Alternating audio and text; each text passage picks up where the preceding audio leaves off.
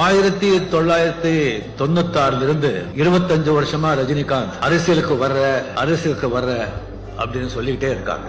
நான் முதல்ல அரசியலுக்கு வர்றேன்னு சொன்னது 2017 டிசம்பர் 31 அன்னைக்கு தான். முன்னாலே நான் அரசியலுக்கு வர்றேன் அப்படின்னு சொன்னதே கிடையாது. அப்ப சொல்லும் போதே நான் சொன்னேன், சிஸ்டம் கெட்டு போயிருக்கு, சிஸ்டமே சரி செய்யணும்.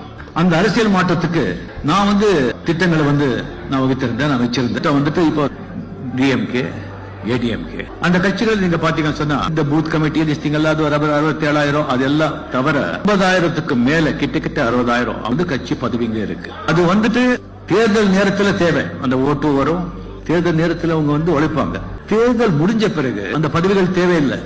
சோ அவங்க ஜெயிச்சு ஆட்சிக்கு என்ன பண்ணுவாங்க, ஆளுங்கட்சி ஆளுங்க அப்படின்னு சொல்லிட்டு டெண்டர்ல இருந்து ஒரு கான்ட்ராக்ட் எடுக்கிறதுல இருந்து எல்லா விதத்திலையும் ஊழல் நடக்கும், தப்பு நடக்கும். பல பேர், நான் எல்லாரும் சொல்றேன், அது ஆட்சிக்கும் கெட்டது, மக்களுக்கும் ரொம்ப கெட்டது, கட்சிக்கும் கெட்டது. சோ அதுல சில பேர் அந்த கட்சி பதவிகளை தொழிலாவே வச்சிருக்காங்க, வேற தொழில் இல்ல, அதுதான் தொழில். நாம ஆட்சிக்கு வந்தா தேர்தல் நேரத்தில் எவ்வளவு பதவிகள் தேவையோ அவ்வளவு பதவி வச்சுக்கிட்டு தேர்தல் முடிஞ்ச உடனே அத்தியாவசியமான கட்சி நடத்துறதுக்கு என்ன பதவியோ அதை மட்டும் நம்ம வச்சுக்கணும். சோ எவ்வளவு வேணுமோ அவ்வளவுதான் நம்ம வச்சுக்கணும். நான் முதல்ல அரசியல் ஒரு மாற்றத்தை கொண்டு வரணும்னு சொல்லி நான் திட்டம் போட்டேன்.